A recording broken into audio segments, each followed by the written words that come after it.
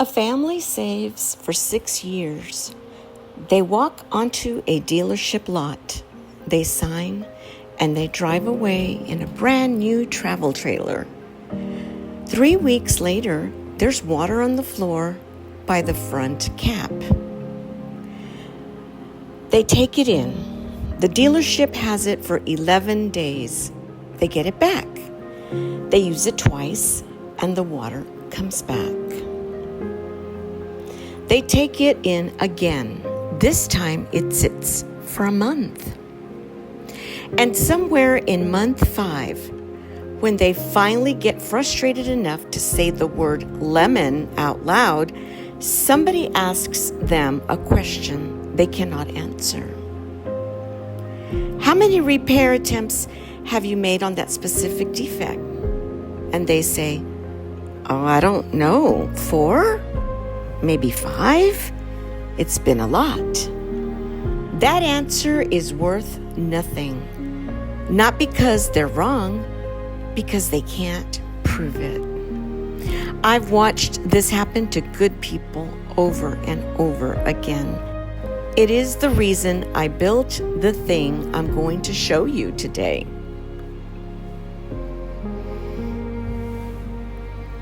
I spent 17 years as a contracting officer for the Department of Defense. 15 of those years, I was certified level 3 in contracting under the Defense Acquisition Workforce Improvement Act, and I was inducted into the Army Acquisition Corps. Here is what that job actually is underneath the titles. When a contractor delivers something that doesn't meet what was promised, somebody has to identify the obligation, document the non-conformance, notify the responsible party in writing, and build a file that a complete stranger can pick up and follow. That was my career.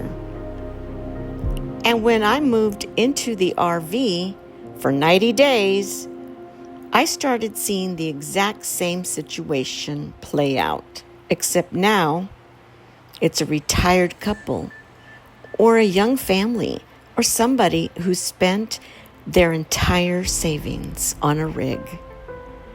They're on the wrong end of a defect they did not cause, and nobody ever taught them the procedure. That's not a knowledge problem. That's a documentation problem, and documentation is teachable. So I built it into a kit. The 3 facts nobody is tracking. Almost every warranty remedy in this space, and I mean almost everyone across almost every state, comes down to 3 facts. Number 1, which defect? Not problems with the trailer, one specific named failure. Number 2, how many repair attempts were made on that one defect? And number 3, how many days the unit sat out of service? Now here's the part that should make you sit up. Nobody is tracking those for you. The dealership certainly is not tracking them for you. The manufacturer is certainly not tracking them for you either. And you cannot reconstruct them later from memory because your memory is not evidence. You either wrote it down on the day it happened or you don't have it. The one rule the whole thing rests on. Before I walk you through the worksheets, I want to give you the single most valuable thing in this kit, and I'm going to give it to you free, right now, whether you ever buy anything from me or not. Name each defect exactly the same way every single time.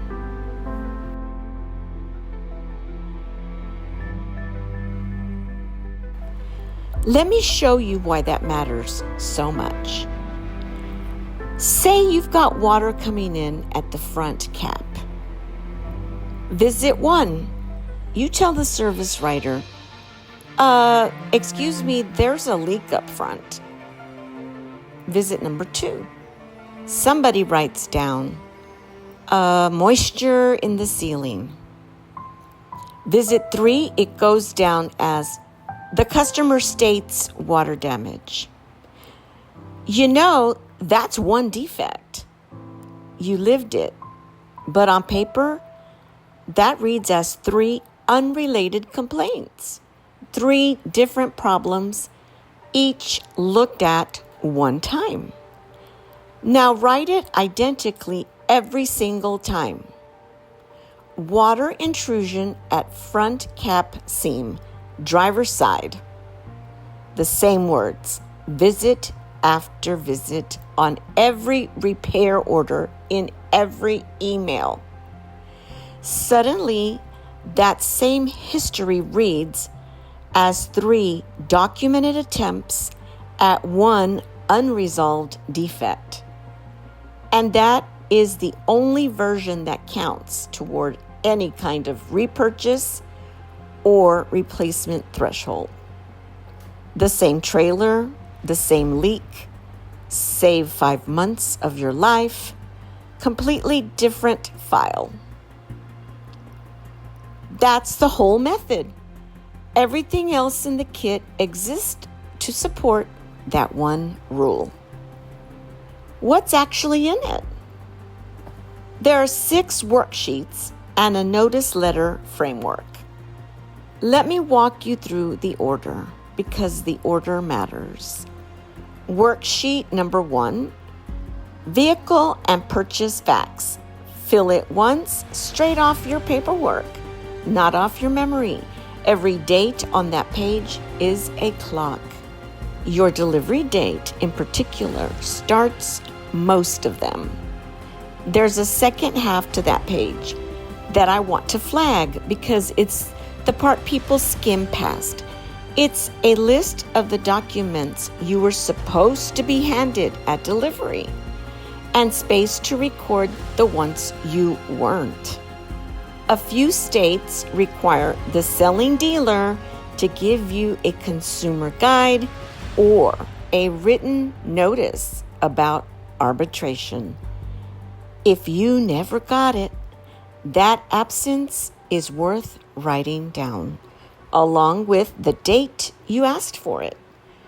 A document you were not given can matter as much as one you were. Worksheet number 2, the warrantor map. This one surprises people. Your RV is not warranted by one company. The coach manufacturer warrants the house. The chassis manufacturer warrants the chassis.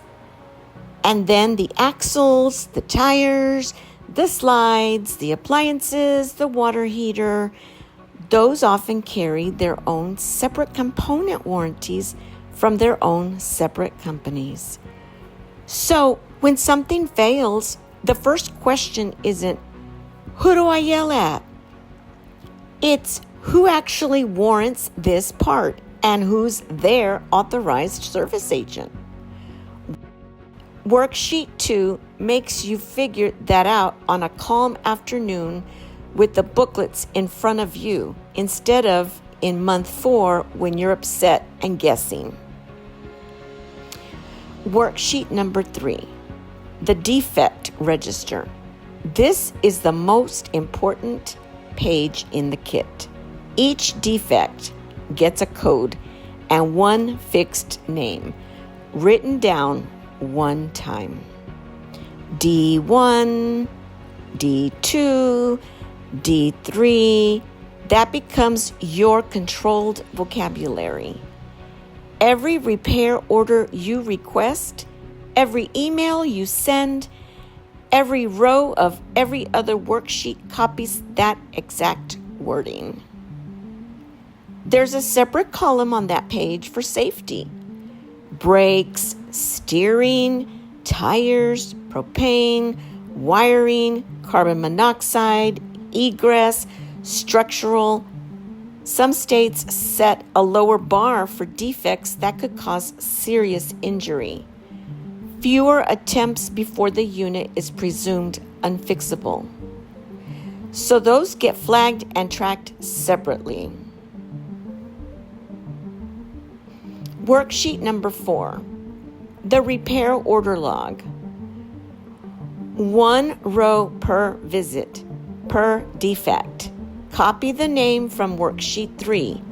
Never invent new wording. And there's a column that just says fixed with a question mark with 3 honest answers. Yes, and it stayed fixed. No, it failed again, or could not duplicate.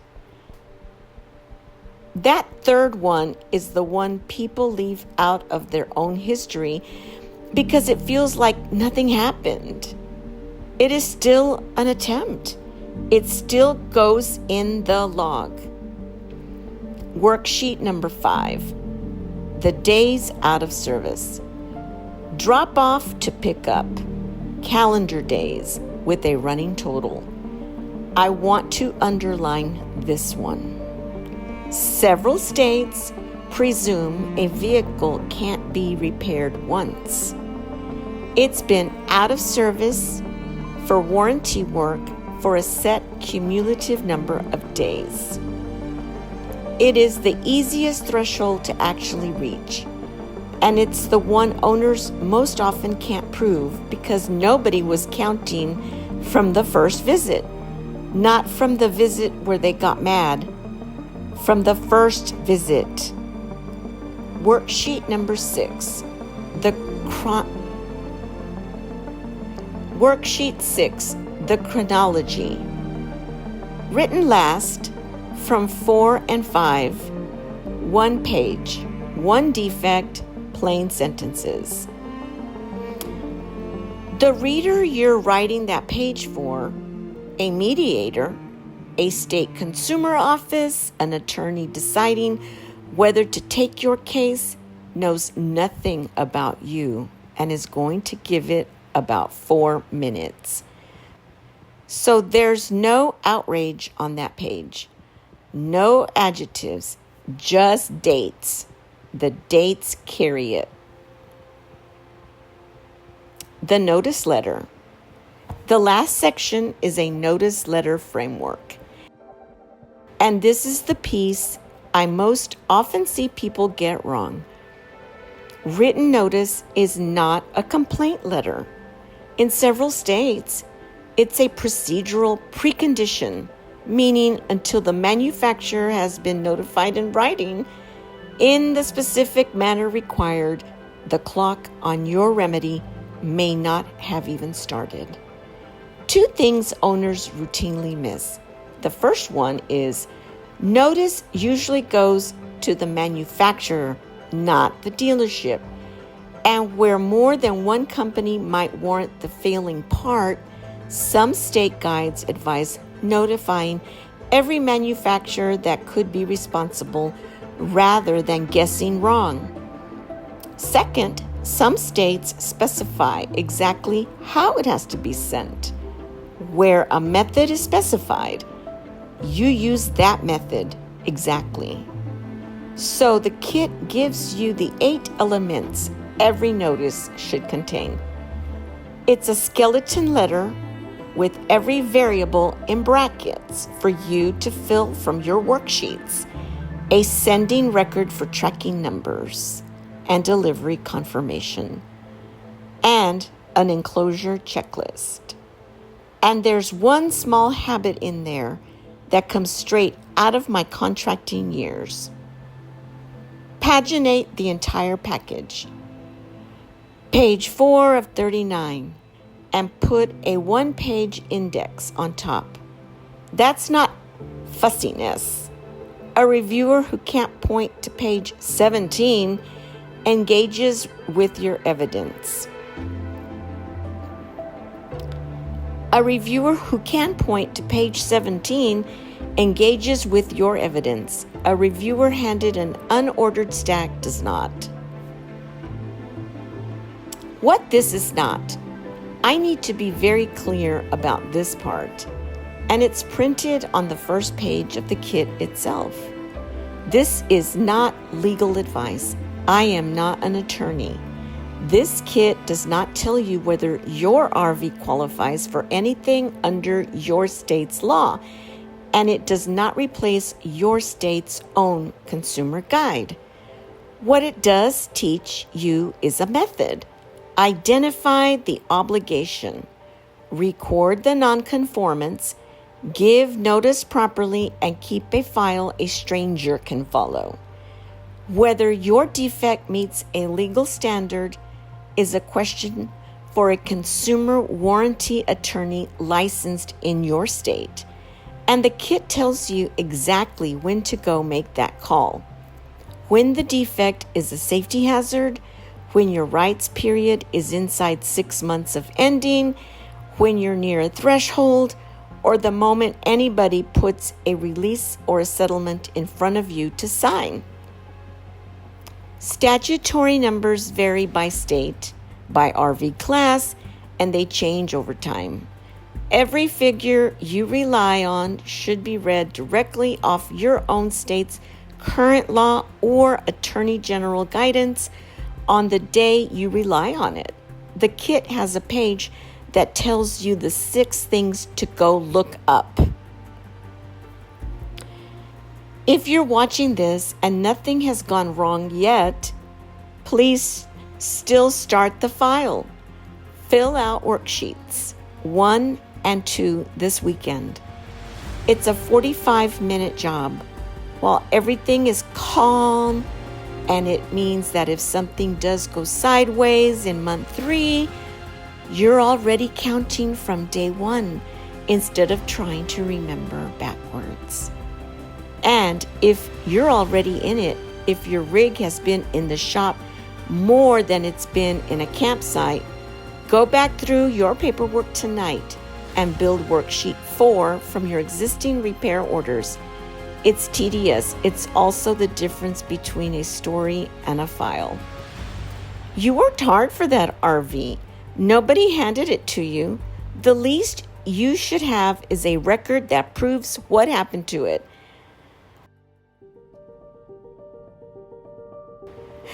Link to the kit is in the description below. Take care of each other out there.